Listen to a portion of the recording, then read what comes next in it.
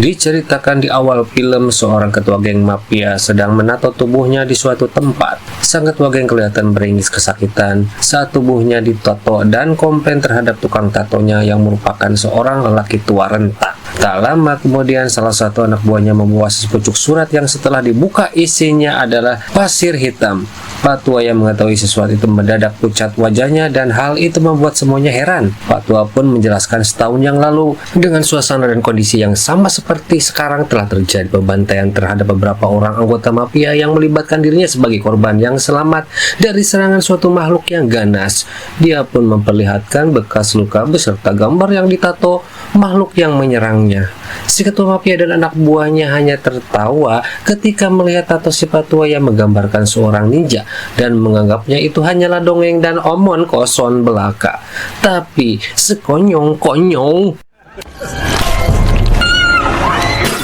muncul serangan yang begitu cepat, barbar, dan membabi buta dari seseorang yang entah siapa, yang pasti mengakibatkan beberapa anggota mafia tewas dengan keadaan yang sangat mengerikan. Hal itu membuat sang ketua mafia yang masih hidup ketar-ketir. Dia pun menawarkan sejumlah uang pada sang pembantai, tapi si Pak Tua bicara hal itu sia-sia saja. Betul saja, tak lama kemudian sang ketua mafia mati secara mengenaskan dengan kondisi badan terputus. Oh, sungguh mengerikan. Setelah semuanya selesai, muncullah sang pembantai itu dari balik kegelapan dan mendekat kepada Pak Tua yang pasrah apa yang akan terjadi padanya selanjutnya. Dan inilah dia.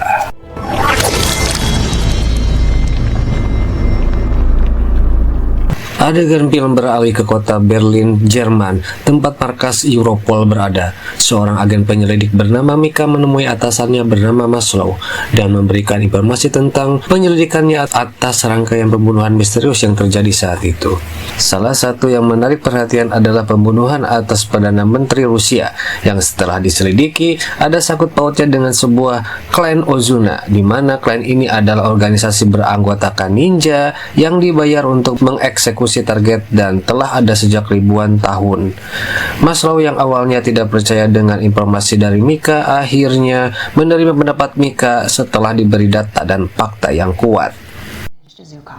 Okay, you got me. This is interesting. The clans are real, Brian. Sementara itu, di suatu tempat laundry di mana diperlihatkan sesosok pemuda ganteng seperti saya berbincang dengan seorang wanita yang meminta bantuan padanya. Lalu tanpa ada hujan angin, si wanita tiba-tiba menyerangnya. Terjadilah perkelahian di antara mereka. Keributan tersebut membuat pemilik laundry tersebut keluar dan melihat apa yang terjadi di tempatnya.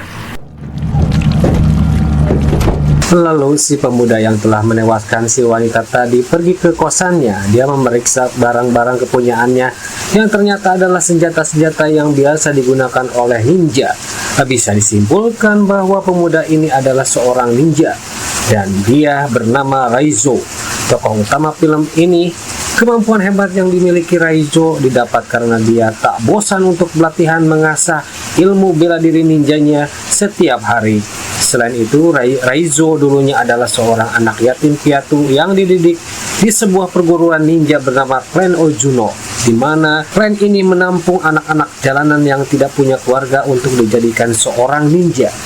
Begitu juga Raizo yang dilatih oleh gurunya bernama Ozuno bersama murid lainnya dengan sangat keras dan tanpa belas kasihan. To survive, you must. Ilmu meringankan tubuh dan berjalan tanpa suara adalah keahlian khusus yang wajib dimiliki oleh seorang ninja. Raizo mendapat hukuman di telapak kakinya saat melakukan kesalahan. Luka di telapak kakinya cukup parah. Untungnya Kiriko yang menaruh perhatian khusus padanya mengobati luka Raizo dengan diam-diam.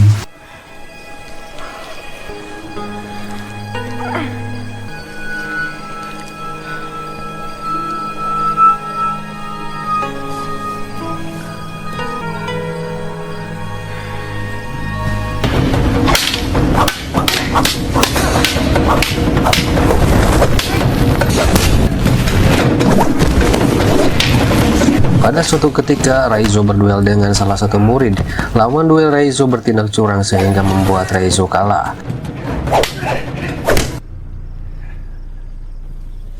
Sang guru Ozuno menghampiri Raizo dan di luar dugaan memukul ulu hati Raizo seraya berkata bahwa inilah rasa sakit yang sesungguhnya. That is true pain. Raizo pun dibiarkan sendirian menahan sakit yang luar biasa karena luka yang begitu dalam. Hingga besok paginya saat Ozuno kembali memeriksa keadaan Raizo, betapa senangnya dia melihat Raizo yang sudah pulih kembali, dan ternyata hal itu disengaja dilakukan untuk menguji sejauh mana ilmu ninja yang telah dimiliki oleh Raizo, yaitu menyembuhkan luka sendiri dengan cara konsentrasi tanpa diobati. Di tengah pelatihannya, Raizo saling menyukai dengan putri Ozuno bernama Kiriko, hingga sesuatu hal yang menyedihkan terjadi saat Kiriko dieksekusi oleh murid ayahnya sendiri karena melanggar aturan klan Ozuno.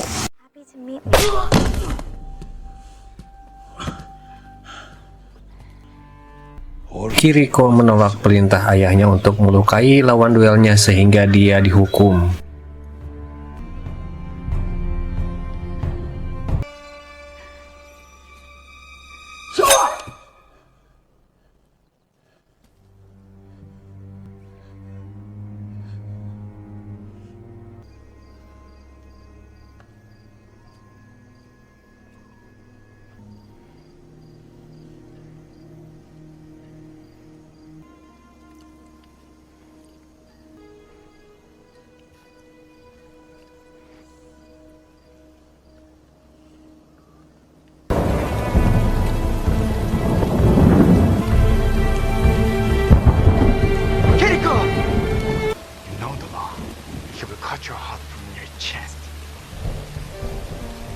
Hingga suatu malam, Kiriko yang sudah tidak tahan dengan peraturan ayahnya kabur dari tempat itu, tapi berhasil ditangkap kembali.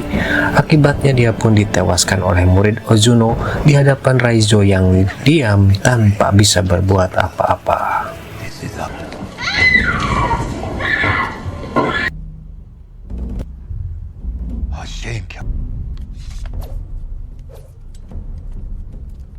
You, Manho, shall have this honor.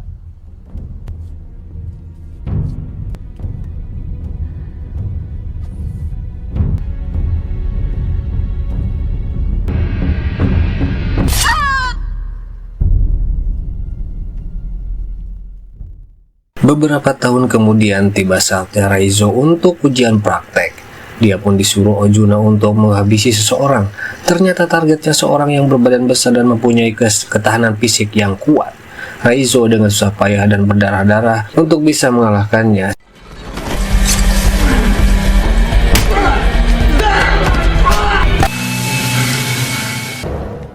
Setelah tugas selesai, Raizo bertemu dengan Ozuno. Dan sebagai ujian terakhir, Ozuno memerintahkan Raizo untuk menghabisi seorang gadis anggota klan yang melanggar aturan. Raizo yang sudah lama menyimpan rasa tidak setuju dengan kebengisan Ozuno akhirnya meluapkan amarahnya dengan mencoba menyerang Ozuno yang hanya terluka di bagian wajahnya. Tentu saja hal itu membuat dia marah besar dan kecewa, lalu memerintahkan semua anak buahnya menghabisi Raizo. Akibat kelelahan dan serangan dari para ninja, Raizo terdesak dan membuat dirinya terluka parah. Akhirnya dia pun terjatuh dari gedung, namun masih bisa selamat karena tercebur ke dalam sungai. Sementara itu, Mika melanjutkan penyelidikan dengan mendatangi istri seorang agen KGB Rusia yang suaminya dibunuh karena mengetahui keterlibatan klan ninja dengan kematian Perdana Menteri Rusia. Sebelum peristiwa pembunuhan, suaminya terlihat cemas sehingga untuk melindungi keluarganya, dia membuat kunci tambahan di setiap pintu masuk, memasang kamera CCTV dan lampu di setiap sudut. Diceritakan juga suatu hari ada seorang pria datang ke suaminya sebentar lalu pergi. Saat peristiwa pembunuhan, lampu tiba-tiba mati dan semuanya menjadi gelap. Si istri mengakhiri pembicaraannya dan memberikan berkas milik suaminya kepada Mika. Setelah pulang, Mika membuka berkas itu dan menemukan fakta bahwa keberadaan ninja itu benar-benar ada. Kemudian Mika melihat rekaman CCTV dan terlihat penampakan wajah Raizo yang sedang berada di rumah sang agen saat kejadian pembunuhan. Who are you? Di sisi lain, Raizo hendak pergi ke suatu tempat dengan membawa foto Mika beserta alamatnya. Sementara itu, Mika ditemui Maslon dan berbicara bahwa ada bahaya yang mengintai mereka karena mereka menangani kasus yang tidak biasa yang melibatkan orang yang berpengaruh dalam sebuah negara. Kantornya didatangi CIA, FBI, dan organisasi lainnya. Maslon menyuruh Mika untuk berhati-hati dan memberikan sebuah pistol untuk berjaga-jaga. Drug cartels, arms dealers. That one across the street. Begitu sampai di rumahnya, ternyata tempat Mika sedang ada pemadaman listrik. Dengan berhati-hati, Mika masuk ke rumahnya dan alangkah kagetnya dia ketika menemukan amplop putih dan isinya berupa pasir hitam. Bisa ditebak, dia sedang menjadi sasaran pembunuhan ninja. Benar saja, tak lama ada sebetan pedang mengarah padanya, tapi ada sesuatu yang menahannya. Ternyata ada dua ninja di sana. Terjadilah pertarungan di antara keduanya. Dan akhirnya salah satu ninja tewas. Dan ninja satunya yang menolong Mika adalah Raizo. Muncul dari kegelapan, Raizo memberitahukan bahwa ada banyak ninja lainnya lagi yang akan datang memburu Mika. Dia menawarkan bantuan pada Mika dan mengajak pergi dari tempat itu. Mika yang mengenal wajah Raizo yang muncul di CCTV menurutinya dan menyimpulkan bahwa Raizo juga sama dengan dirinya, sama-sama dicari oleh para ninja tersebut. Raizo pun menyuruh Mika untuk membersihkan diri dan menetralkan aroma tubuhnya karena para ninja bisa menemukannya seperti serigala menemukan mangsanya. Mika lalu menghubungi Maslow untuk bertemu dengannya di suatu tempat dengan membawa Raizo. Ketika mereka bertemu, Raizo merasakan ada sesuatu yang tidak beres dan memperingatkan Maslow bahwa tindakannya akan menimbulkan banyak nyawa yang melayang. Mika yang kebingungan dibuat kaget saat tiba-tiba keadaan menjadi terang diiringi kemunculan tentara yang menyerang Raizo yang tak berdaya saat ditangkap mereka. What the fuck are you doing? Following orders. Lalu Maslow membawa Raizo ke tempat rahasia dan menawannya. Lalu Maslow menjelaskan kepada Mika bahwa ada seseorang yang berkuasa memerintahkan dia untuk menangkap Raizo. Hal itu dilakukan karena tidak ada pilihan lain selain mematuhinya. Maslow pun memberikan alat pelacak kepada Mika supaya dia bisa mengetahui bila Mika ada bahaya. Mika menemui Raizo yang sedang diikat di ruangan khusus. Raizo memperingatkan Mika bahwa para ninja sudah mengetahui keberadaannya sekarang dan tak ada seorang pun yang bisa melawannya. Mika pun segera kembali dan memberitahukan informasi itu pada Maslow. Mendengar itu, Maslow menanggapinya dengan santai karena dia percaya bahwa tempat ini telah dijaga oleh banyak tentara bersenjata lengkap.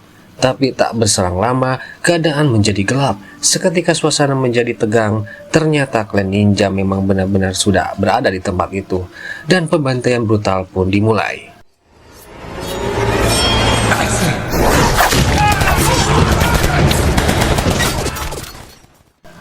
Dalam keadaan gelap, para tentara tak berdaya saat para ninja dengan ganas menewaskan mereka. Mika terlihat menuju ke Raizo dan berusaha melepaskan ikatannya. Pada saat yang tepat, Raizo terbebas dari ikatan dan berhasil membunuh seorang ninja yang menyerangnya.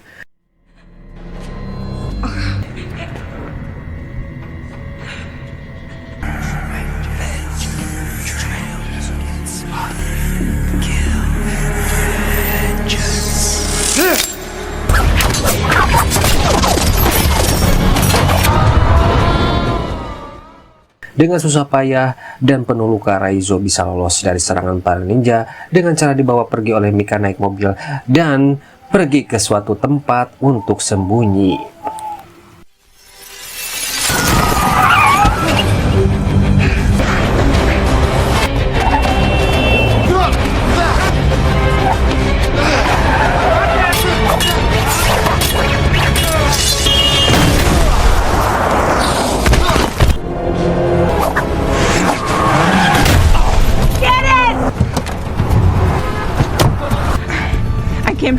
Raizo terbaring dengan luka di seluruh badannya. Berkat alat pelacak, polisi bisa mengetahui posisi Mika sekarang. Lalu Mika keluar dan melihat ada beberapa bayangan masuk ke dalam kamarnya. Para ninja telah mengetahui keberadaan Raizo lalu mereka membawanya pergi. Beberapa jam kemudian, polisi datang. Maslow yang selamat berada di antaranya. Mika pun menjelaskan bahwa para ninja telah membawa Raizo. They took him 10 minutes ago.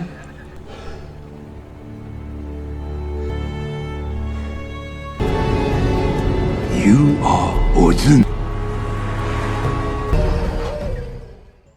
Sementara itu Raizo berkonsentrasi untuk menyembuhkan luka-lukanya, dan sedikit demi sedikit lukanya perlahan sembuh.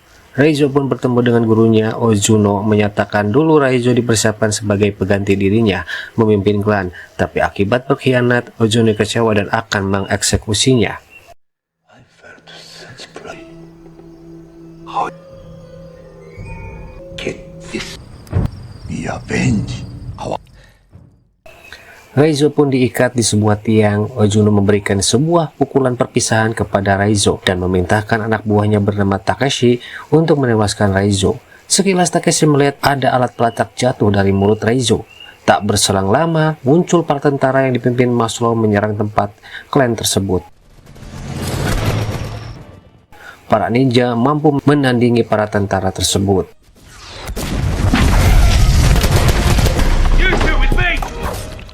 Di tengah pertempuran, tampak Raizo yang telah bersiap menghadapi Takeshi dan kawan-kawan. Come, let us play like old times.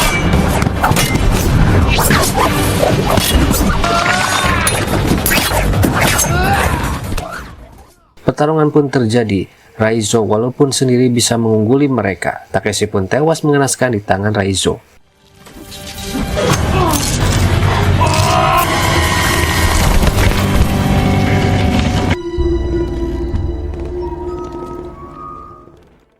Tibalah di ujung pertarungan. Sekarang Raizo berhadapan langsung dengan gurunya sendiri. Was too.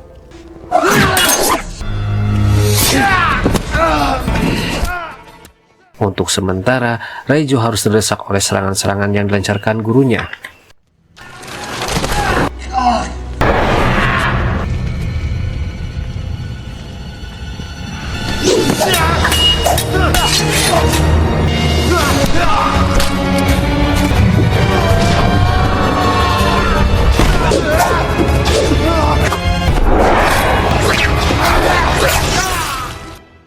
Hingga suatu ketika, Mika muncul dan membantu Raizo dengan menembak Ozuno. Tapi hal itu sia-sia. Mika malah harus terluka oleh tusukan pedang Ozuno. Raizo pun begitu marah. Akhirnya, dengan ilmu pamungkasnya dia bisa mengalahkan gurunya dan menuntaskan dendamnya.